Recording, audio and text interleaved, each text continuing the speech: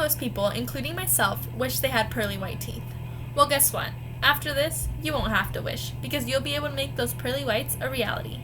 Today, I'm going to tell you the steps to take before, during, and after at-home bleaching. And to top it off, I'm going to share other bleaching information that's important to know. To start off, you need to have some trays. Trays can be purchased at stores such as Walmart or from your dentist. Once you have the trays, you want to brush and floss prior to bleaching. It's important to take this step in order to remove any food that may be in between the teeth that could potentially cause staining while bleaching. Once this is done, it's time to identify the trays. The trays with the bigger front teeth is the top tray, and with the smaller teeth is the bottom. Once the trays are identified, it's time to extrude some of the bleaching gel onto the trays. Bleaching gel is to be extruded only where teeth show when you smile. For example, I would be canine to canine.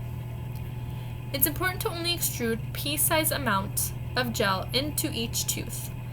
I know it's tempting to want to extrude more than that, but doing so could cause irritation to the gums.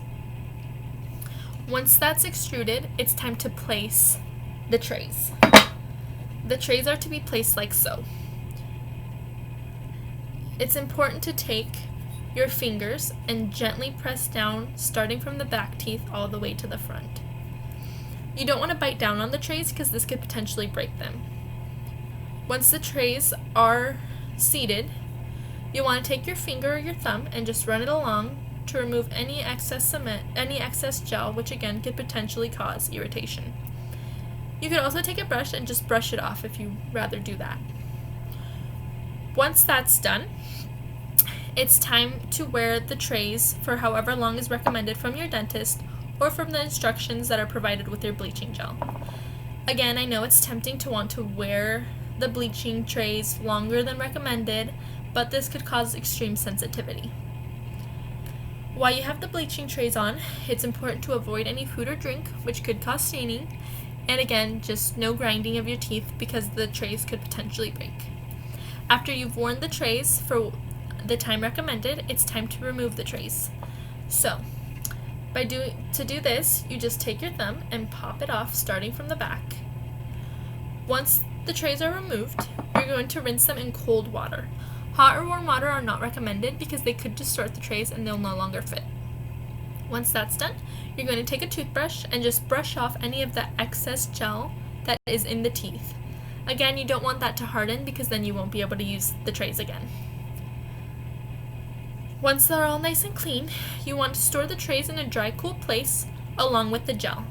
The bleaching gel needs to be kept out of direct sunlight due to its main component, which is peroxide. And when hit with direct sunlight, the chemical component changes and is no longer effective. Once you've stored the trays and the gel, it's time to give your teeth time to rehydrate. It's important to give your teeth about 2 hours to rehydrate and to avoid eating or drinking any red wine, berries, Coca-Cola, because the bleach is setting in during these 2 hours, and if you have any of those foods, then your teeth could potentially stain again. Okay, so some other bleaching information to know is it's not recommended to bleach your teeth when you're pregnant, just because it's very likely that when you're using this bleaching gel, you may ingest a little bit, and we don't want anyone that's pregnant to have to ingest any of this stuff. It's also very common to have sensitivity when bleaching your teeth. It's recommended to use fluoride when sensitivity is occurring to reduce the amount of sensitivity that is felt. However, if the sensitivity does not stop, it's important to consult a dentist and stop bleaching immediately. Lastly, bleaching lasts anywhere from 1 to 3 years, with occasional touch-ups in between. And this is why it's so important to keep your bleaching trays if they still fit. So next time when you want to bleach, you won't have to purchase new bleaching trays, just some more bleaching gel. So now you no longer have to wish about having whiter teeth, you can make it a reality. I have shared the at-home bleaching process and what to do before, during, and after bleaching at home, as well as some other important information. Now it's up to you to make the next step towards a wider smile. Good luck!